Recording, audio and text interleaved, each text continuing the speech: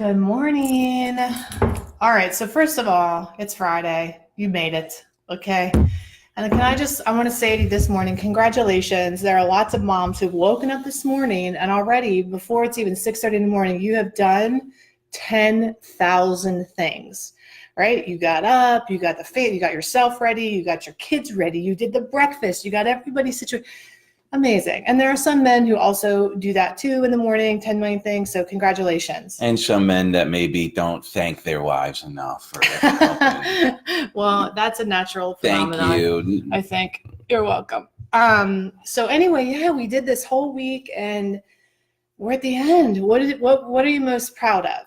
What were you able to do this week that you set out on a Monday and said, I think decisions was Monday, and we talked about decisions and discipline. Was there a decision that you made on Monday? I know some of you who are already tuned in, I'm not going to call you out, but I know there are some people watching this morning that made some massive decisions this week that actually are now and following through with them. And really, you deserve all the praise and all the props for actually doing the damn thing. Okay, so I think yesterday we left off, we were talking about, the number one, what do you think it is? The number one predictor in you actually reaching your goals and accomplishing them.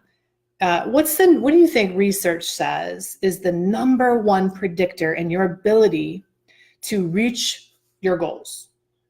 What do you think it is? What would you say? There's a million answers. Yeah, waiting. With do you guys have any breath. idea? Like some would think it's, skills, ability, conditions, but really research shows the number one predictor in you having the ability to reach your goals is self-esteem. And yesterday we left off on self-love. Loving yourself is just another way to say confidence and self-esteem. And so today we were going to have a conversation about that, right? How do you know that you actually don't love yourself or that you lack the self-esteem? So when I say love yourself or self-esteem, I actually mean the exact same thing, or confidence. What are some indicators that you don't necessarily, right?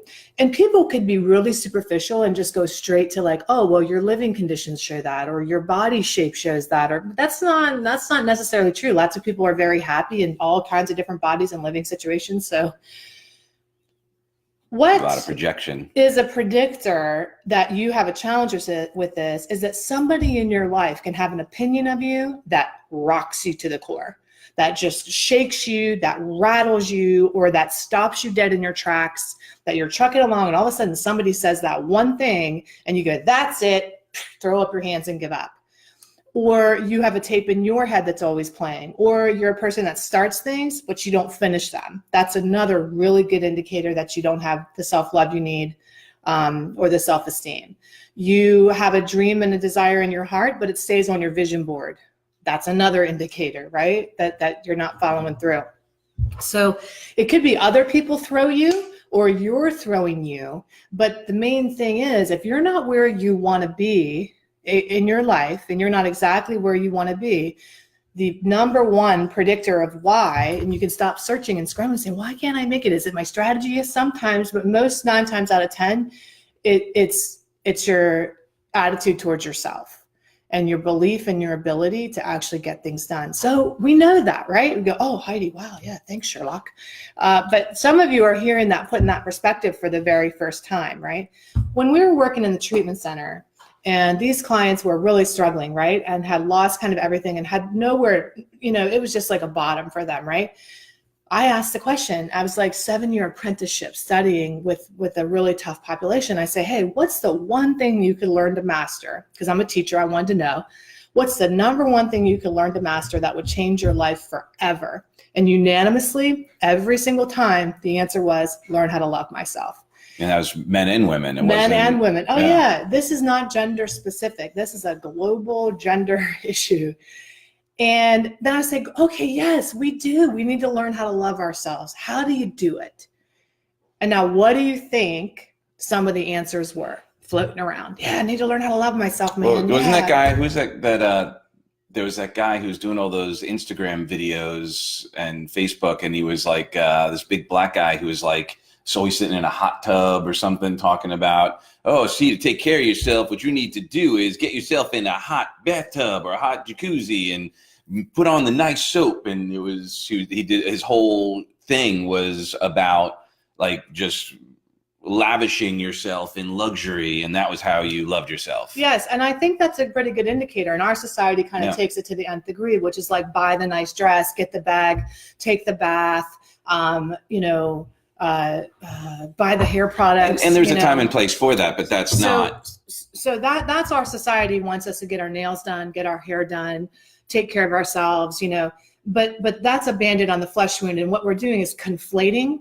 self-care with self-love. And if you love yourself, you do self-care routines, but self-care is in no way, shape, or form self-love. Because I'm going to tell you, I had my hair did, I had the nails, and I had everything, and I still hated myself at my core. How did I know? I was self-destructing. That's another tip off for you. It's like you get a little momentum in your life, and then you self-sabotage, and you can't figure out why. I'm going to tell you why. It's a lack of love for yourself. Yes, honey. Different. Okay, honey, we'll pick a different thing. You mean the cereal? It's all the same, Goosey. Kids today. So, what's the real answer? I mean, so this isn't the plug, okay? It's just my life's work. I created a program called Love Yourself First. Our summer semester starts in June, the first week of June. If you're interested, go to lovecoachheidi.com. I actually walk people through an entire 3 months course, actually methodologies on how to love yourself, true exercises, true tactical, tangible things to be able to do that will change your life. And some of the things in there aren't get a bath or manicure, or it's speak your truth. But it comes with bath bombs. Yeah, but it comes with bath bombs. It's speak your truth, right? And that's an art and a science. It's learning how to say no, how to set boundaries, how to meet your own needs in your relationship. If you're waiting for your partner, there's an art form to learn how to meet your own needs. At the crux of this program, at the crux of the work that I do, is that most people don't love themselves because they really don't even know who they really are. Right? We're so busy being who everybody else needs us to be that we don't even know who we are anymore. And so part of the process of learning to love yourself is answering the question, who am I really? Who am I at my core? If I'm not my job, if I'm not what you tell me, if I'm not my labels that everybody, that a mom, a mother, same thing, a wife, a business person, what is my real value underneath all of that? And you don't have to join my program in June. I hope you do, but you don't have to. You could tune in here every day for free, right? And hear bits and pieces of how we position this and how we're able to teach you. But if you want a deep, intensive dive, I'm going to encourage you to send an inquiry to an application to get into this summer semester. Because it'll really change your life. And it really is the most cost-effective way for us to work together is inside of that group, private environment versus like a one-on-one. Well, and you also get to have, it's like designed specifically for you to answer, to get questions answered. And it does boil down to, in so many respects, our identity, right? Who are you? Who have you been?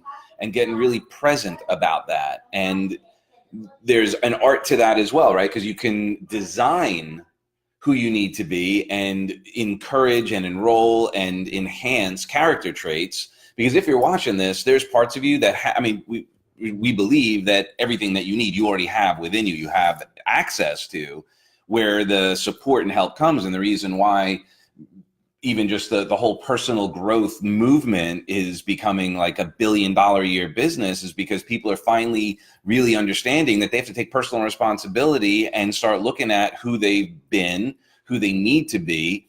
And it's okay to find the answers from other experts who have done the work, right? This is how you shorten your curve, right? You shorten your bell curve by doing that. I was at last night an investment meeting, a RIA meeting, and the guy that runs it, David, he's not on here this morning, but he shared that he started a new business, a new venture, and he hired someone who had already done it to speed up his growth curve. And that's all this conversation is as well, is how can you speed up your growth? How can you kind of shorten the time frame of the transformation that you deserve? I'm just so passionate about it, because I think that we start out in the world, we come into the world knowing our intrinsic value, knowing that we're lovable and loved, and knowing that we deserve all good things, right? Like a baby doesn't come into the world, and a baby comes into the world expecting its needs to be met, right? Just knowing, hey, I'm here, world, feed me, right? Demand it, right? Like give me hugs and cuddles. And a baby doesn't all of a sudden go wake up and then look at you and go, oh, geez, Dad, last night when you changed my diaper, I pooped on your hand. Sorry about that, big guy. Hey, if you don't want to change my diaper today, I get it, or, hey, Mom, I kept you up all night, right? I mean, it was like 2 a.m. It was a lot tough. Hey, if you don't want to cuddle me, roger that. That's not what happens, but we grow up in these environments as children where we get programmed. This is what you do to love, get love. And now we're like exteriorly motivated, right?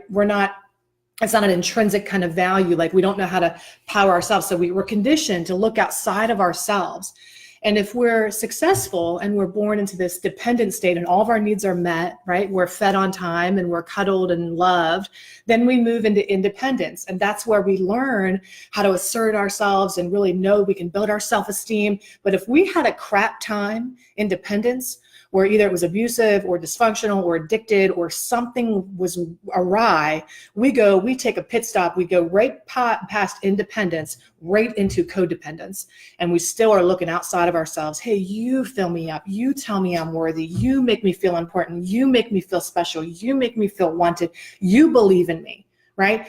And then when they take their love out, or they take their approval out, you crumble and you crash and you're lost, because we need to go back to independence. Now, if you master independence successfully, and you say, wow, I learned I can do that thing. I can run that business. I can build this thing. I can take care of myself. I can meet my needs. Then you move into interdependence. And that's where you're in a marriage and a partnership or a relationship or any kind of relationship at all, where I need you and you need me, and it's a healthy dependency in a way. It's interdependent. I want to take you back to independence. If you got a little bit screwed up or over, let's go back and revisit how you can actually take care of yourself, and what you're really going to realize when we partner together is how freaking amazing you are. My goal is to help people become uneffable, right? Where something happens to you, it doesn't shake you, it doesn't rock you. You might be sad, appropriately upset about it, but you're not going to fall to pieces. You're going to know how to keep up and keep going and keep accomplishing your dreams, even when other people don't believe in you, even when other people argue with you. It doesn't matter, because you're programmed with your own, self-esteem and self-love is the diesel to your destiny. That's a bumper sticker, okay? I just made it up. It's a diesel to your destiny. It's the gas to your supercar. I don't know. What's another G word that would be like success in life, right? So Deb's saying God is enough. Don't need the other. No crumbling here. Good, right? And if you have a strong spiritual center, but what the problem is, if we don't have enough self-esteem and we rely just on our spiritual relationship with God, the minute we think God's taking care of us and something wonderful is happening, the minute something bad happens, we go, God, why'd you abandon me? God, where are you? God, how could you do this to me? And then we fall right back into the victim mentality of like, nobody's there for me, not including God. Okay, so when you have a spiritual center that's aligned with self-esteem and with your belief in yourself, you understand the nature of the universe, and you correspond your song to its song, and you're in a harmony, a sweet, sweet harmony together, and you don't take God or the universe personally. Right? Well, and that's you don't take other people's behavior. When your mom acts up, or your husband or your wife or whatever, you don't take their behavior personally, because you're rooted in your truth, which is not egotistical, but true self-love, which has nothing to do with what you can do. It's who you be. Two totally different things. Sorry, preaching. Preach. It's all right. There was like 12 times I tried to jump in. I'm glad you didn't interrupt. Thank you. Yeah.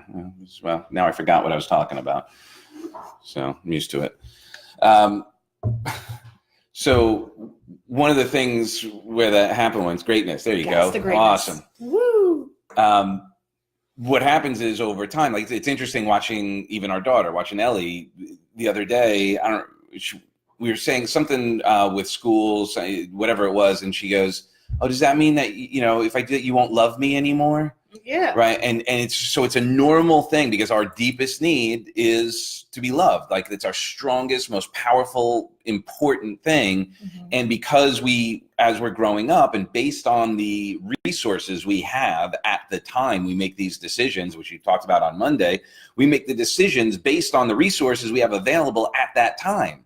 So a 4-year-old does not have the same amount of resources as a 14-year-old or a 24-year-old or a 44-year-old. They have a different life experience. So a thing happens.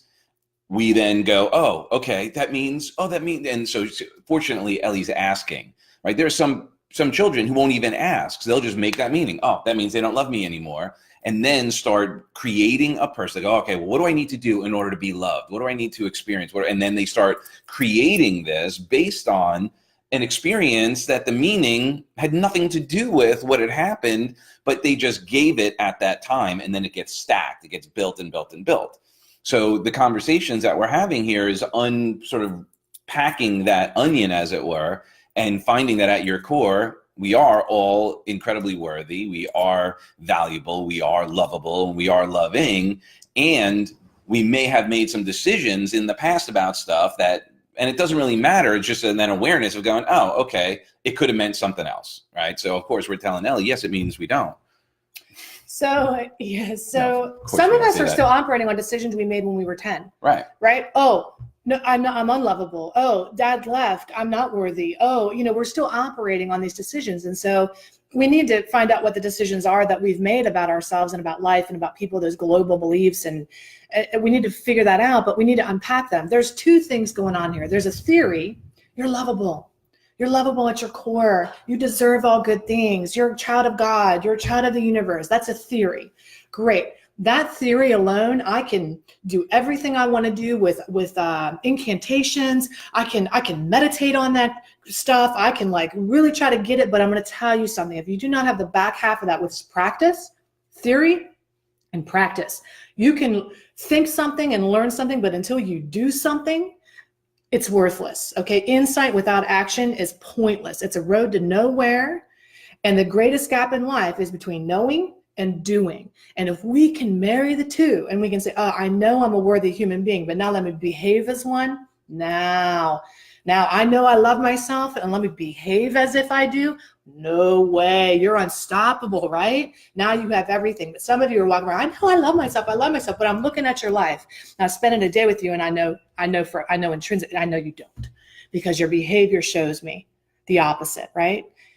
And so until those things are married up, we don't really know.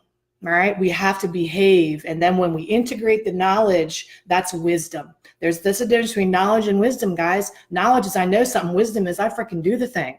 All right. So let's be wise. Let's be wise in our ways. What do you need? Do you need to get the knowledge? Do you need to be taught? Because coming up in June, I'm going to start teaching. Okay. Hallelujah. It's going to be awesome. It's going to go down.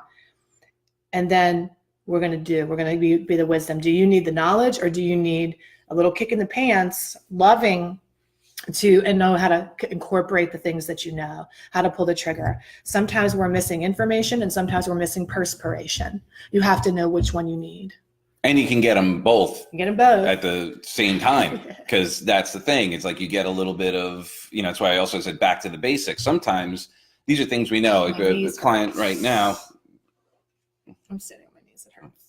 Client right now that actually shared some of that. He's out there, kicking ass. He's very successful, and he's kind of hit a plateau. And he's like, man, from the outside looking in, I've got everything. Yeah. But I'm still, miserable at times, and I'm getting stuck in my own head, and I'm getting this tyranny of trying to figure everything out. And he actually started to share some posts about how, having that coach, he wasn't calling me out, and I'm not going to call him out, but he was just sharing that having that coach, having that support of just giving that little bit of accountability, that little bit of a tweak, that little bit of, because this is the other thing. Oftentimes, you're 3 feet from gold. You're right there. And it's just that little tweak, that little push. It's a little conversation. It's a little awareness, but then the support of taking action. Okay, so now what's next? Here's a couple of action steps. Okay, let's celebrate them. Let's have this, sort of plan, and that is supported, that is simple. Because we're all guilty of it. I, just like everybody else, will sometimes get locked into the tyranny of how, and I get so freaked out about all these other things instead of just being present and doing the next right thing. And it's normal, right? You just go, okay, got it, see what I was doing, and then find a way, which is why you have support, have your environment to help guide you back, hold you to a higher standard, and kick you back sort of into the lane, as it were. I love that, Doug. That's really good. And the thing is that when you're learning how to do theory and practice of how to love yourself, and you're learning these new tools and strategies and you're putting it in practice, one of the things is setting yourself up with the people around you that are going to help you lift you up. Now, sometimes you can't weed the garden all the time the perfect way, right? We talked about this week. And so sometimes you have somebody who's going to come in and challenge you, and any time, any motion causes friction. And so you can expect opposition. When you learn to love yourself and you first start speaking your truth and setting your boundaries, you're going to have mad people going, what do you think you're doing? Who do you think you are all of a sudden? And trying to talk you out of this new approach to your life. But I have to tell you, they're there to sharpen your axe. Not you're going to kill them, but they're there to sharpen your tool, your belief in yourself, and hone your belief that you're on the right track and you're doing what needs to be done. Also, it's important you have cheerleaders on your behalf. We have a woman on here who we love dearly who said, you helped me do two things: believe in myself and love myself until I know I could. And so who are you surrounding yourself with? Do you have a person that's a cheerleader for you, that's looking at you and saying, I believe in you, you've got this, you can do this? But also, the people in your life aren't always going to tell you, wow, you're awesome. They're going to go, hey, what are you doing? And not in a bad way, like a weed, like, what's the matter with you? Who do you think you are? But in a, hey, you're better than that, right? And challenge you to step up. And so sometimes that's painful, and we don't want to hear the things or get the feedback. And we're like, whoa, especially if it comes from somebody you're close to or you love or you want to impress. But again, if you are rooted in your self-love and your partner comes to you, or your boss comes to you, or your children come to you with a mirror and go, I don't like the way this is happening, I don't like the way you're showing up, or you deserve better than this and so do I, you have to be rooted enough in your own self-love to take the criticism and not see it as condemnation. See it as feedback, as an opportunity to fail forward, as an opportunity to have somebody come alongside you and point it out and say, yes, I am willing to step into my greatness. Thank you for not underestimating me and settling for this thing that I know that I deserve better than, and so do you. And so cherish the people in your life who are willing to go out on a limb, because it's hard for them to do that too when they say, hey, this isn't working. Like when your partner taps you on the shoulder and says, I'm worried about you, or this isn't the best version of you, or I know that there's more for you. That's hard for them too, because they're risking a rift in the relationship by coming to you. And if they valued their connection and little security more than growth, they're going to stay stuck and not point it out. Right? Not all criticism is condemnation. If you grew up in a toxic environment, you're going to think all criticism is like, oh my God, a personal attack. And it's really not, right? It's an opportunity to look and say, you don't have to own everything somebody's pointing out to you. Like Doug and I point out stuff all day long, lovingly. We're exampling what I'm talking about. We don't want you, we want the love, right? We want to have a relationship with you. But I used to say this all the time. I'm less concerned with being liked than I am with helping you grow, right? So I'm willing to point out, and that includes myself. Not that I'm down on myself, but I'm always looking for areas of opportunity. I'm always saying, how can I refine this, right? How can I step to the next level of my evolution? So what is true criticism? You don't need that in your life. What is true negativity? You don't. But if it's feedback that's helpful, let's be willing to look at it and embrace it. Okay. How do you love your neighbor? I think it's rhetorical. Yeah. How do you love your neighbor? As yourself, if you don't love yourself. Exactly. That's right. And I've had people in my, training say, well, I love my children, but I don't love myself. And I'm like, you're delusional. You can only love your children to the level you love yourself. Right. Now you just taught your children how to not love. Yeah. Hey, do you want to say good morning? We're talking about how to love yourself. Do you know what that means when you love yourself? Do you know what that means? I love you so much. I love you so much. What does it mean when you love yourself? That means I want to be myself. You want to be yourself. That's yeah. right. And I feel like that's true. That when you love yourself, you are comfortable in your own skin. You want to be yourself. You don't long to be anybody else other than yourself.